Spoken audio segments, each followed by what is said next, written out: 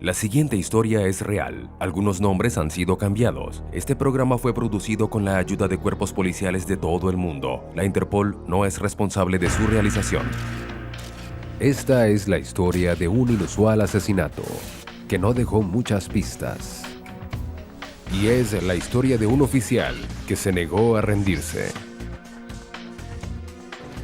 Aún después de que sus sospechosos desaparecieron, con ayuda de Interpol, los encuentra para que enfrenten la justicia y revela el misterio de su obsesión letal.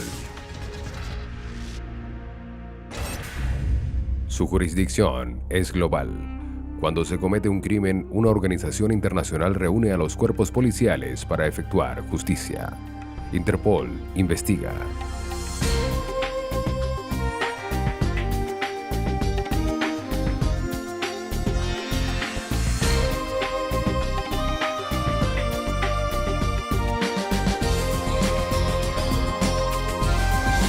Interpol investiga. Obsesión letal. Bedford County, Virginia. 3 de abril de 1985. El oficial Ricky Gardner se dirige a su oficina. Después de las 4 p.m. recibe una llamada en la radio. Aquí Gardner, 10-4. La oficina del alguacil en Bedford County recibió una llamada de unas señoras que fueron a la vivienda de Derek y Nancy Haysom para jugar al bridge. Las mujeres no reciben respuesta al tocar la puerta. Los oficiales fueron a la residencia a investigar. Gardner nota algo extraño sobre la llamada. No respondieron en la radio. Los oficiales informaron la situación por teléfono para no ser escuchados. Solo se usa este medio en casos muy graves. Para el detective Gardner, es una mala señal. Lo sabía y dije, esto no me suena bien. Así que escuché con atención. Se ordenó a todas las unidades dirigirse a la casa de los Haysom. Derek y Nancy Haysom viven en una casa sencilla en un sector adinerado. Los detectives ya están en la escena cuando llega Gardner. Cuando entré en la vivienda, vi a un hombre tendido en el suelo, al lado izquierdo de la entrada, encima de un gran pozo de sangre seca. A Derek Haysom le cortaron la garganta. Fue apuñalado una docena de veces. Por la condición del cuerpo, parece que estaba muerto desde hace varios días. El detective Gardner sigue el rastro de sangre hasta la cocina. Allí encuentra el cuerpo de Nancy Haysom. Había una gran cantidad de sangre que también la rodeaba. A la señora Haysom también le habían cortado la garganta. Y también tenía múltiples puñaladas.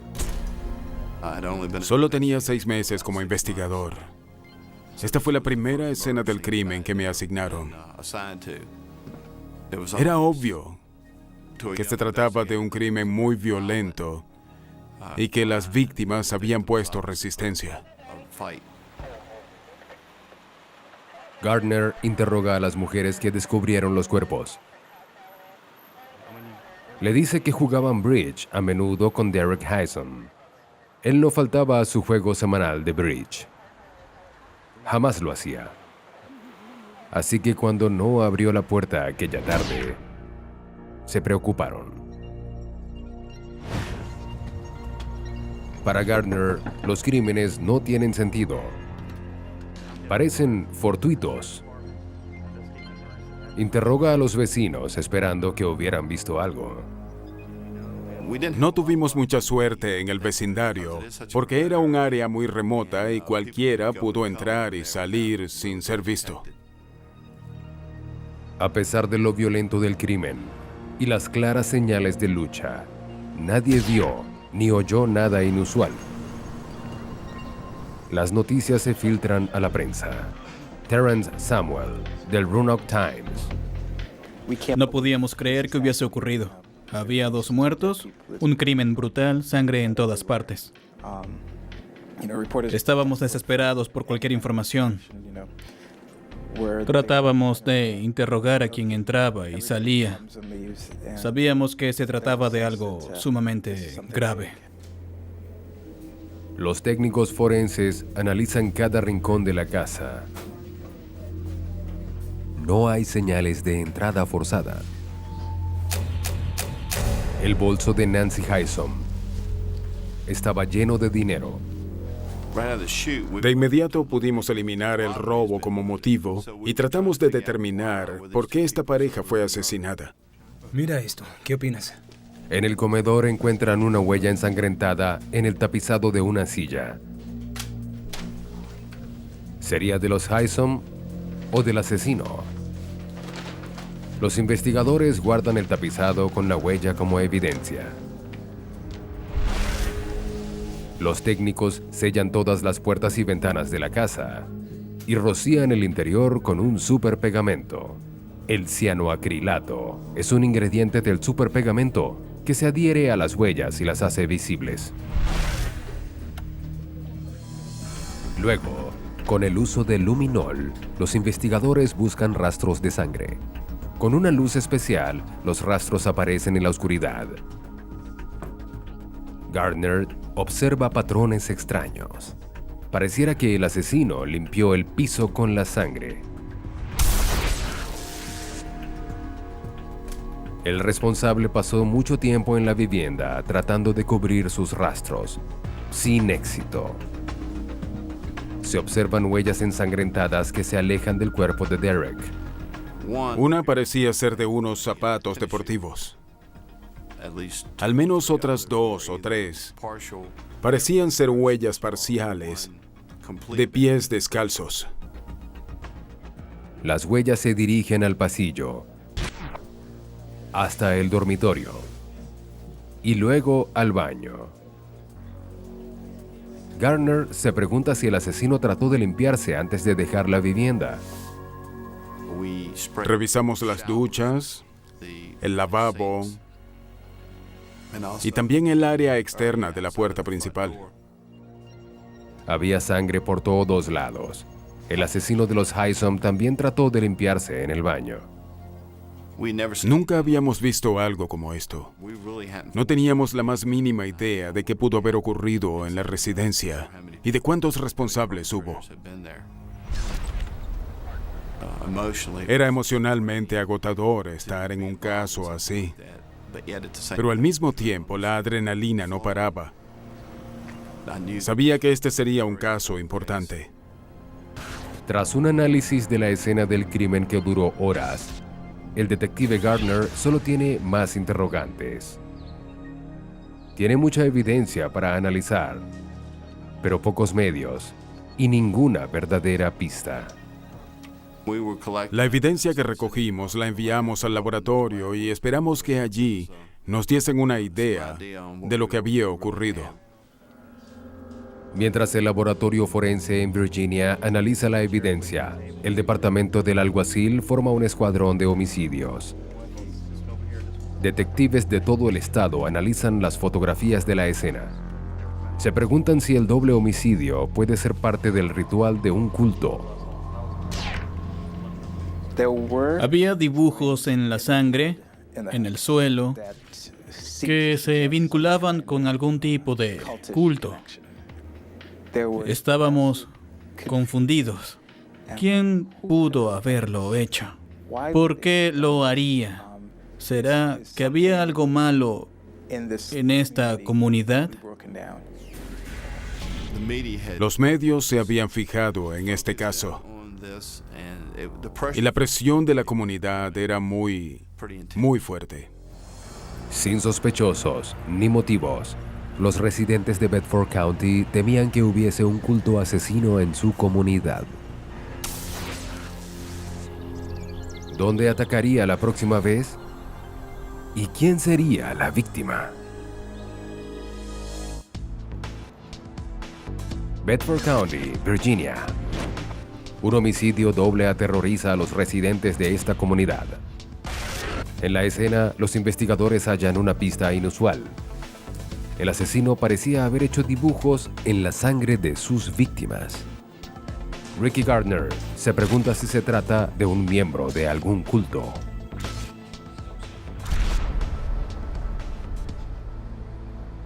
El domingo de Pascua, Gardner va al servicio fúnebre donde estaban los familiares de las víctimas.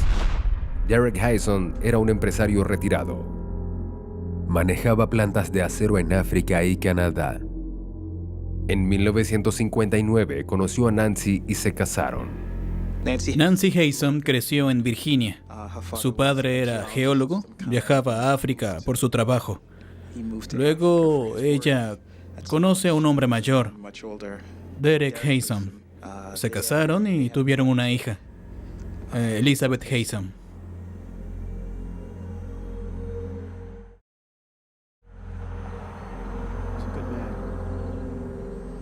Derek tenía 3 hijos de un matrimonio anterior y Nancy 2. Los Hyson parecían la perfecta familia reconstituida. Elizabeth estudia en la Universidad de Virginia con una beca. Todos sus hermanos son profesionales. James es ingeniero en Canadá. Walter ejerce la medicina en Texas. Ronald es arquitecto. Y Victor es abogado en Nueva Escocia. Viajaron y vivieron en todo el mundo. Y de hecho sus hijos vivieron en diferentes países y ahora residían en partes distintas del país. Sabíamos que teníamos mucho trabajo para reunir las piezas de este misterio, ya que al principio el caso era muy complicado. En búsqueda de pistas, los investigadores hablan con quienes conocían mejor a las víctimas, sus hijos. La semana del funeral, los hermanos vinieron a Lynchburg para asistir al servicio funerario de sus padres. Pudimos hablar con los hijos y las hijas y tratamos de reunir datos de la historia de todos. Walter Hyson dice que estaba en Texas el día de los asesinatos. Él cooperó mucho y en el caso se convirtió en el puente entre la oficina del alguacil y los miembros de la familia. Los investigadores hablan con todos los hijos, incluyendo a la más joven, Elizabeth, de 21. Debo hacerte unas preguntas sobre la noche.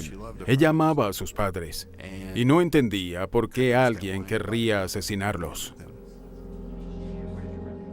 Elizabeth le dice al detective que estuvo fuera de la ciudad cuando asesinaron a sus padres. Ella y su novio fueron a Washington, D.C. antes del 30 de marzo. Rentaron un auto en Charlottesville, Virginia, el viernes 29 de marzo. Condujeron hasta Washington, D.C. y pasaron el fin de semana allí visitando y conociendo el lugar. Esa tarde fueron al cine.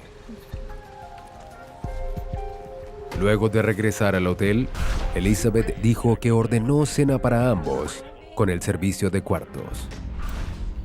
Elizabeth y su novio James regresan a Charlottesville el domingo en la noche y preparan sus clases del lunes. El miércoles se entera del asesinato de sus padres. Algo más que se me ocurre es que... Gardner le pregunta si sus padres tenían enemigos.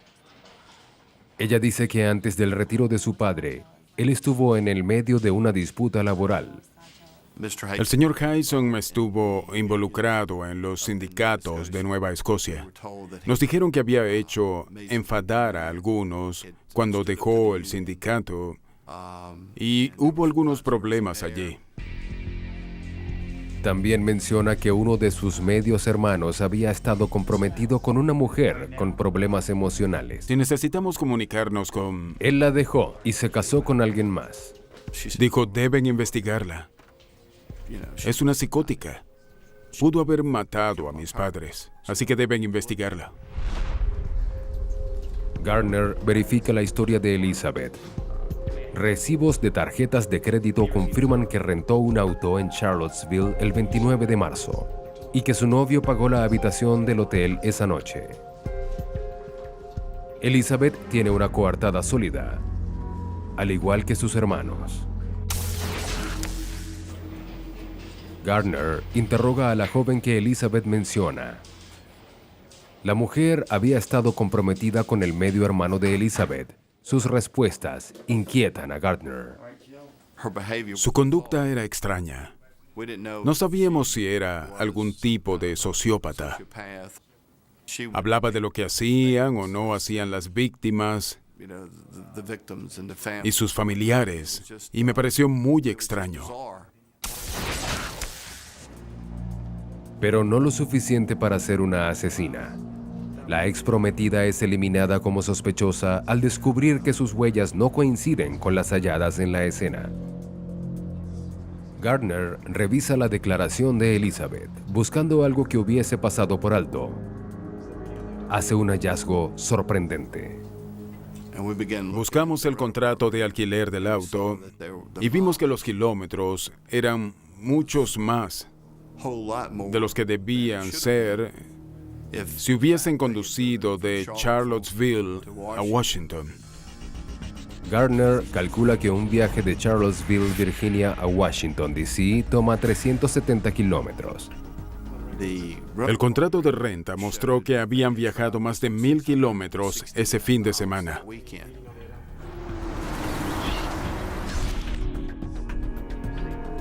Gardner interroga de nuevo a Elizabeth, esta vez sobre los kilómetros de su viaje en auto. Ella explica que exploró muchos lugares en Washington junto a su novio. Y que iban de un lugar a otro y se perdieron. Terminaron en Maryland. Le dije, bueno, necesitamos que nos des evidencia. Necesitamos tus huellas, una muestra de sangre y tus impresiones descalza para compararlas con las que hallamos en la escena. ¿Estás de acuerdo? Ella dijo, haré lo que me pidan, no hay problema. Obtuvimos una muestra de sangre y sus huellas dactilares.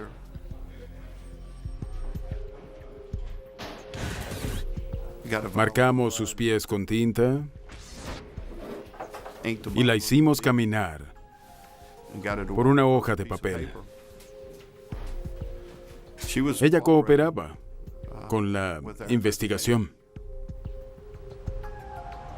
En el laboratorio se comparan las huellas y la sangre de Elizabeth Haysom con las muestras halladas en la escena del crimen. Sus huellas coinciden con algunas encontradas en la casa, pero era de esperarse. Su tipo de sangre no concuerda con la sangre hallada en el baño. Su huella del pie es inconsistente con las huellas halladas en la escena.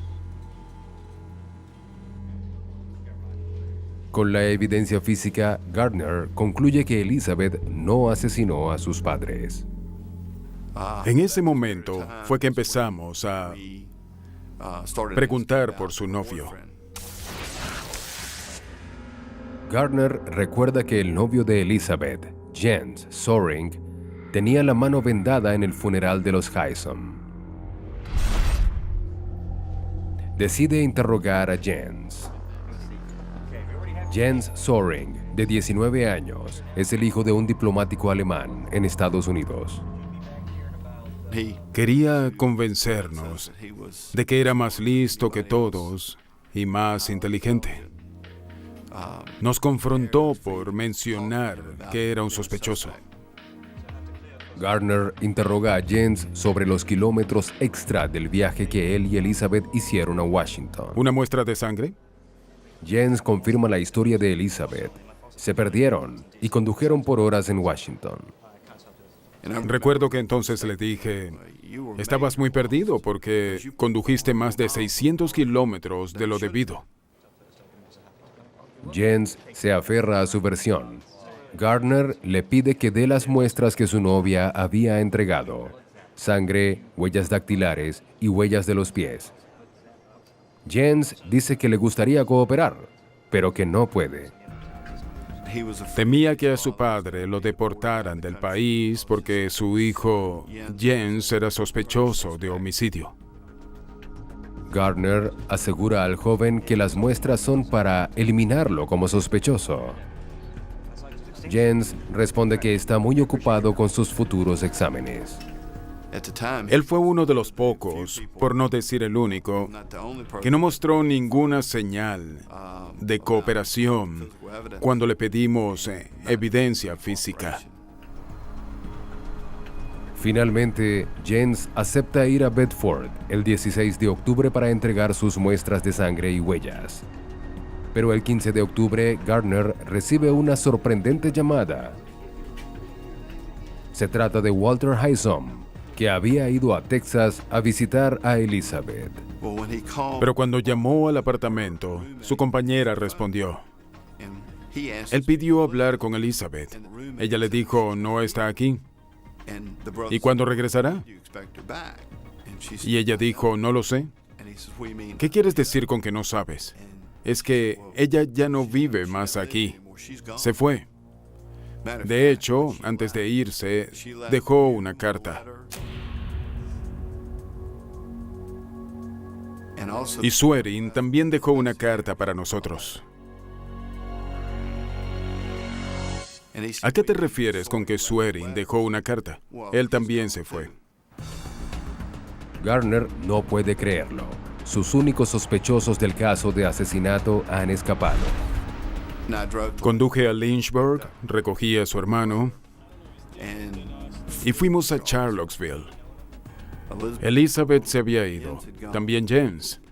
Y pensé, creo que voy por el rumbo correcto porque ellos se fugaron. Su hermano estaba muy molesto con nosotros porque pensó que habíamos dejado escapar a los asesinos. Pero sin evidencia que los vinculen al crimen, la policía no puede arrestar a los sospechosos.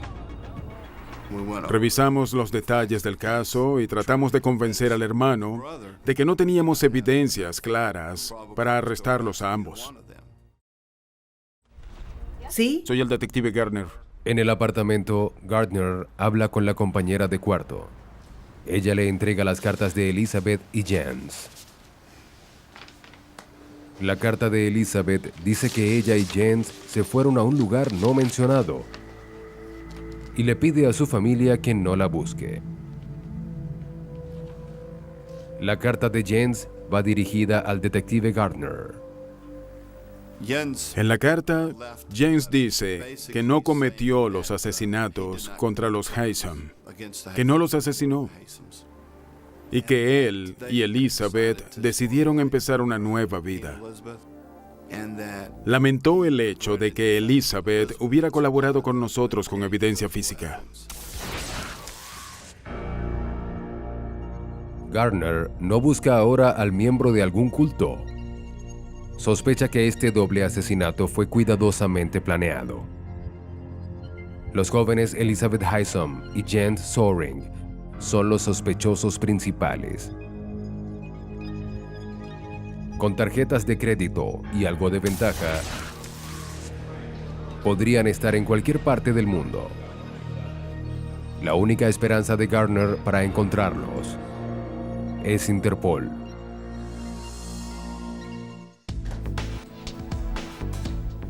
En Virginia, Derek y Nancy Hysom son brutalmente asesinados, apuñalados en su propia casa.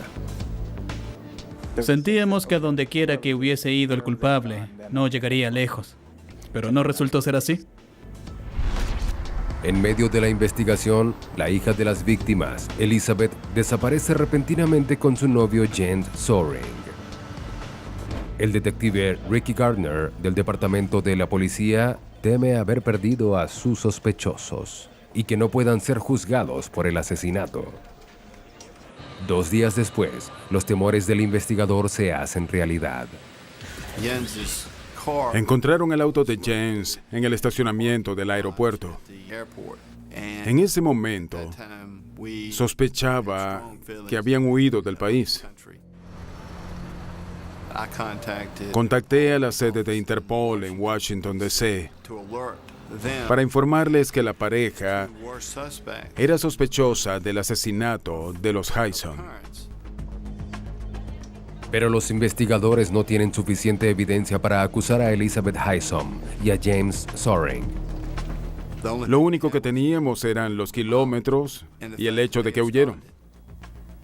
Pero no era suficiente para condenarlos por el doble homicidio. John Imhoff, anterior jefe de la Interpol en Estados Unidos. Por desgracia, Ricky no tenía suficiente información para una alerta roja. Con un poco más de tiempo, pudiera haber desarrollado un caso para reunir suficiente evidencia contra James Soring y así emitir la orden de arresto. Es otro golpe a la investigación.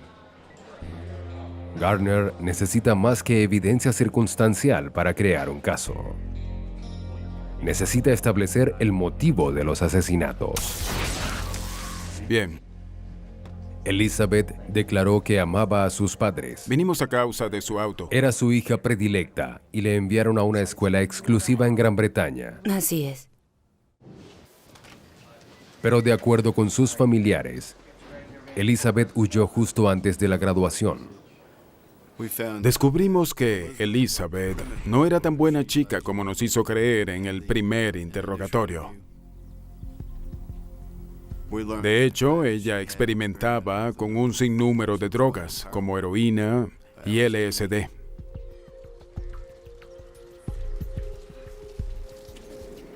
Se mete en problemas, se rebela y luego deja la escuela. Elizabeth deja el colegio con una amiga. En Virginia, sus padres hacen lo posible para encontrarla. Pero Elizabeth había desaparecido. Meses después, ambas jóvenes aparecen en el consulado británico de Berlín. Estaba en una terrible situación, drogada y viviendo en la pobreza. Así que descubrimos que Elizabeth era una joven extraña. Que hiciera estas cosas no la convertía en asesina o en sospechosa, pero era inconsistente con la Elizabeth que conocimos en el interrogatorio inicial.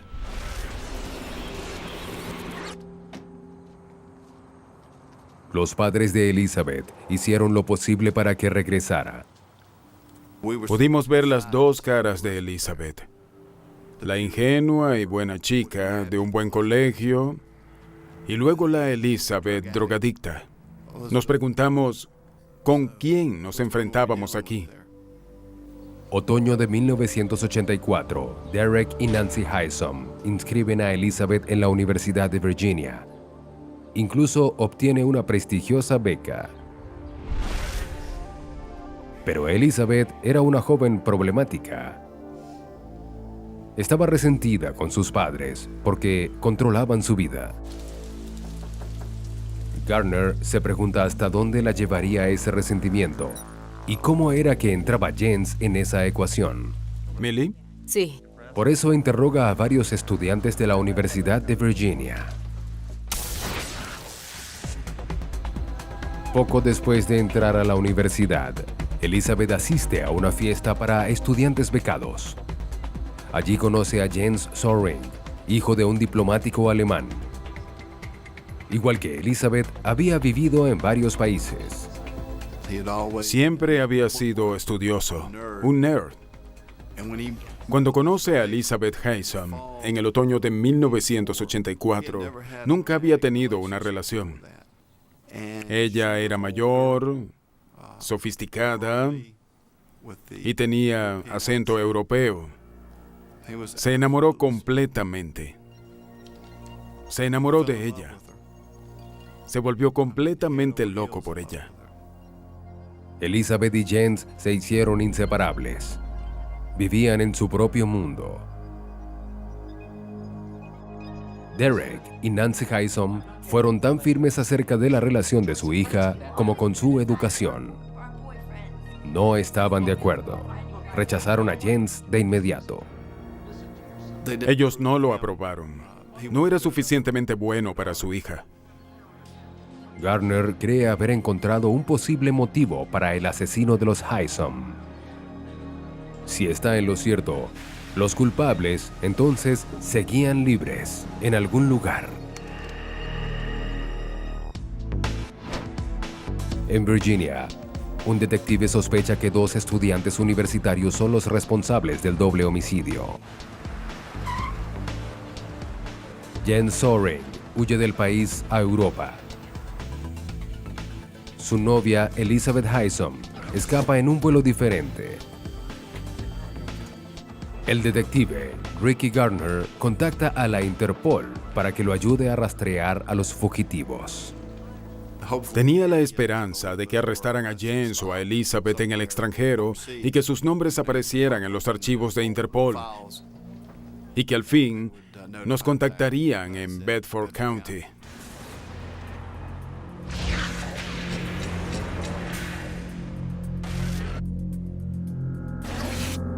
En Europa, Jens y Elizabeth se dedican a alterar sus pasaportes y crean identidades falsas para huir de las autoridades. El plan funciona. Logran viajar a París con facilidad. Luego van a Bruselas y luego a Luxemburgo en tren. En Luxemburgo, la pareja renta un auto y conduce hasta Bern, Suiza. Un fugitivo puede esconderse en cualquier parte del mundo y para Gardner era difícil porque Jens Soering y Elizabeth Haysom eran fugitivos. Ellos tenían una gran facilidad para viajar. Los fugitivos conducen de Suiza a Bulgaria y llegan a Serbia y Montenegro, conocido entonces como Yugoslavia. En las montañas, Elizabeth pierde el control del auto.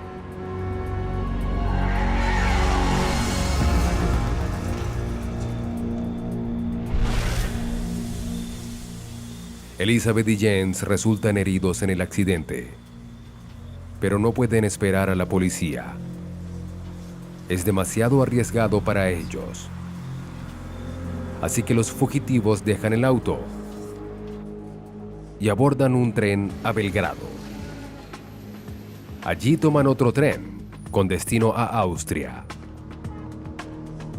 En Viena se les acaba el dinero. Elizabeth se ve obligada a retirar dinero de su tarjeta de crédito a su nombre. Hoy en día, las transacciones con tarjeta de crédito se registran al instante. En 1985, había que esperar 4 o 5 días para enterarse de una transacción de tarjeta de crédito. Para confundir a las autoridades, Elizabeth deja una carta a una de sus amigas en la recepción de un hotel de Salzburgo. Pide a la recepcionista que espere unos días antes de enviarla. Elizabeth afirma que Jens y ella siguen viajando por Europa. Pero en realidad, la pareja huye a Bangkok, Tailandia. Sin poder conseguir empleo y sin dinero en sus tarjetas de crédito, formulan un nuevo plan para ganar dinero. Primero crean varias identidades falsas, usando fotografías e imprentas locales. Un joven listo y sofisticado que viaja a Asia no tendrá dificultades en encontrar a alguien que esté dispuesto a darles documentos falsos. Sospecho que Jens Soering, siendo el hijo de un diplomático, sabía más que nadie lo fácil que era encontrarlos. Usan las identidades falsas para comprar cheques de viajero. Luego denuncian los cheques como robados y reciben reembolso en efectivo. El 8 de enero, Elizabeth y Jens regresan a Inglaterra. Descubren que su plan con los cheques no funcionará allí. En el Reino Unido, se revisan cuidadosamente esos cheques. Así que formulan un nuevo plan. Con sus identidades falsas, Jens y Elizabeth abren cuentas en diferentes bancos de Londres. Usan sus cheques e identidades para comprar ropa en tiendas de categoría y luego devolver la mercancía por dinero. El plan funciona.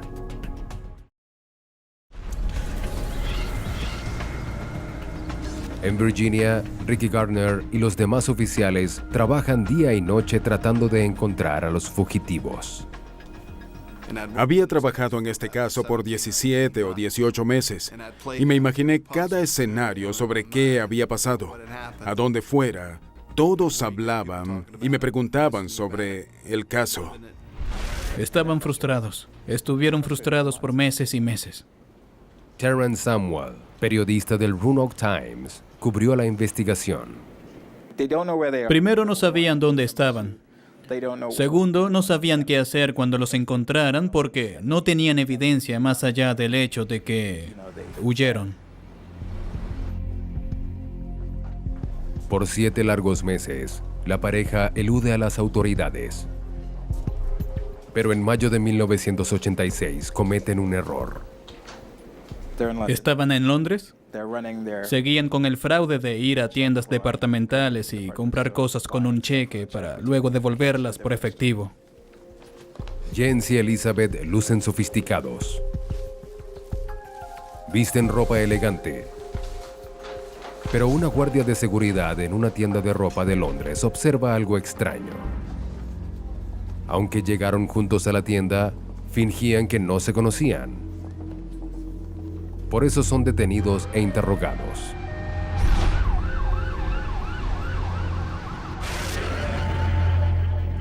El detective Terry Wright interroga a la pareja en la estación de policía. Ambos tenían identificaciones canadienses. Los nombres que dieron en ese momento fueron Christopher Plateau y Tara Lucineau. Wright no tenía idea de que esos no eran sus nombres. Esta pareja de jóvenes parecían ser solo unos turistas, estudiantes. La pareja afirma que no ha hecho nada malo. Incluso permiten que la policía registre su apartamento. Dentro, Wright encuentra bolsas y bolsas de mercancía nueva. Cada una tenía su factura correspondiente. Pero con una búsqueda más rigurosa, hallaron cartas, diarios, varios pasaportes y muchas chequeras. ¿Qué es esto, Cada chequera era de un banco distinto, bajo nombres diferentes. Terry Wright revisa los documentos, buscando más evidencias de fraude bancario. Encontramos sus auténticos pasaportes. Allí nos dimos cuenta de que en realidad se trataba de Jens Swearing y Elizabeth Haysom.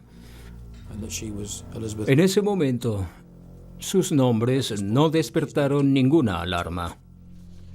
Pero cuanto más avanzaba la investigación de Wright, más se inquietaba. Los diarios y cartas de la pareja indican que son fugitivos.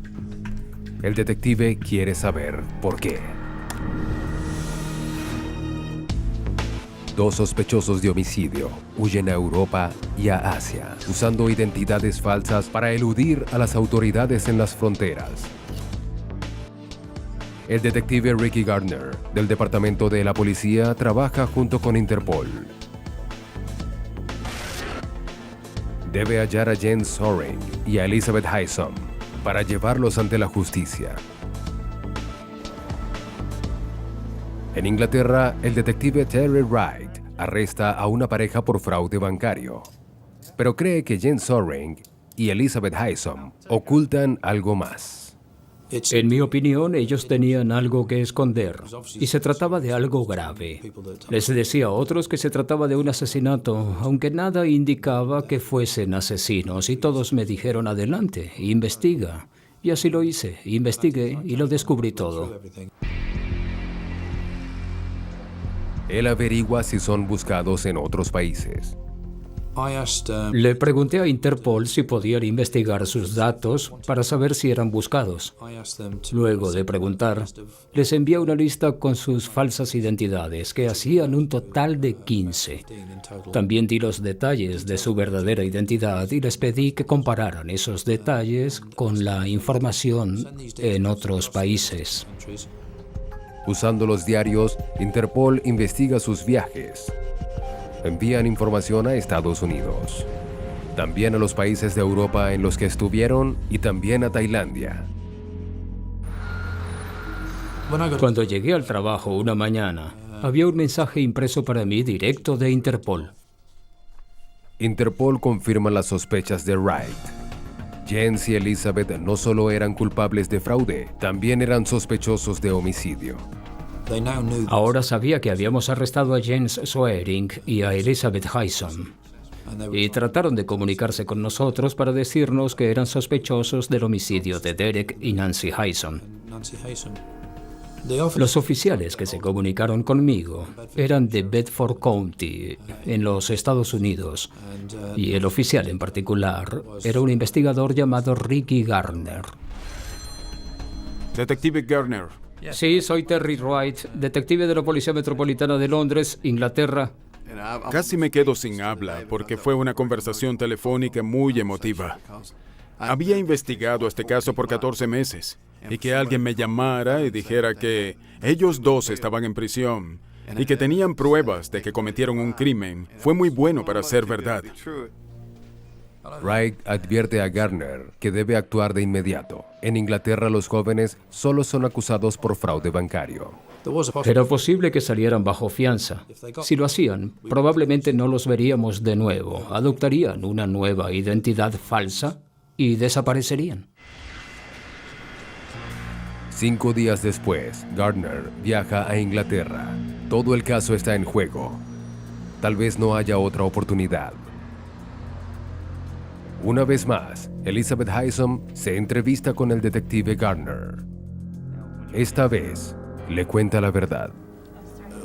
Elizabeth habló mucho del odio y rencor que sentía hacia sus padres, de cómo controlaban su vida en Lynchburg y decidían con quién podía salir y con quién no. Creo que ella se hartó. Convenció a Jens de que tenían que deshacerse de sus padres para estar juntos. Y él aceptó. Ella plantó la semilla en su cabeza y él la hizo crecer. Elizabeth mantiene su declaración anterior. Afirma que Jens y ella condujeron de Charlottesville a Washington, D.C., donde se hospedaron en un hotel.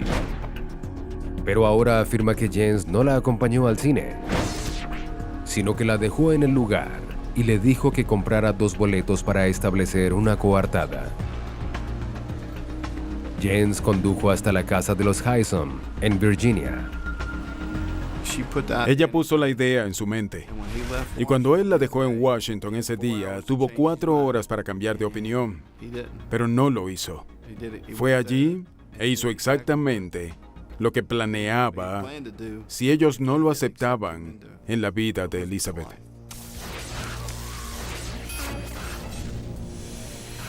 Los asesinó.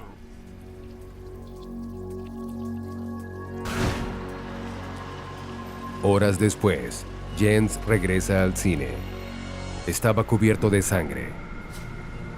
Le dijo a Elizabeth que al fin se había encargado de sus padres y que finalmente eran libres para vivir juntos. A ella le sorprendió que él lo hubiese hecho. Ella declaró que las cosas cambiaron desde la noche en que Jens asesinó a sus padres, ya que ellos eran los que la controlaban.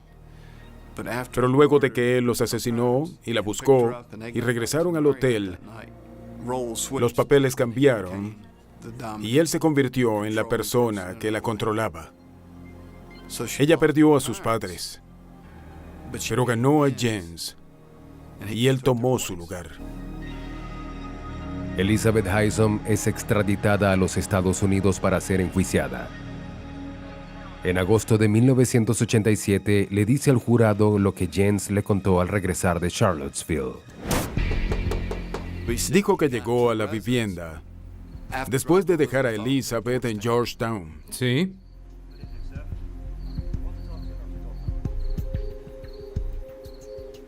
Pasa. Ellos lo dejaron pasar y le ofrecieron algo para comer, ya que terminaban de cenar. Jens comienza a hablar de su relación con Elizabeth. Él dijo, amo a su hija y les pido permiso para salir con ella y que nos casemos algún día. Pero el señor Habeson se opuso rotundamente y dijo, no eres suficientemente bueno para mi hija. Puedo hacer que te saquen de este país. Haré que te saquen de la universidad. En ese momento, James lo atacó, lo derribó y le cortó la garganta. Luego Jens ataca a Nancy Hyson. Los investigadores ahora están seguros de que Jens Soering es el responsable de la muerte de Derek y Nancy Hyson. Agosto 1989, Jens Soering es extraditado a Virginia. En el juicio trata de responsabilizar de todo a Elizabeth. De acuerdo a su declaración, él fue quien creó la coartada y ella quien asesinó a sus propios padres. La evidencia forense encontrada en la escena contó una historia muy diferente. Las huellas de los pies de Jens coincidían con las halladas en el hogar de los Hyson. Su sangre tipo O fue encontrada en el baño. En 1987, Elizabeth Hyson es encontrada culpable de ser cómplice de asesinato y es sentenciada a 90 años de prisión. En 1990, Jens Soering es hallado culpable de 2 cargos de homicidio en primer grado. Por un acuerdo con el gobierno británico, no se pide la pena de muerte. Soering es sentenciado a pasar el resto de su vida en prisión. La pareja que asesinó para estar juntos, ahora pasarán el resto de sus vidas separados tras las rejas.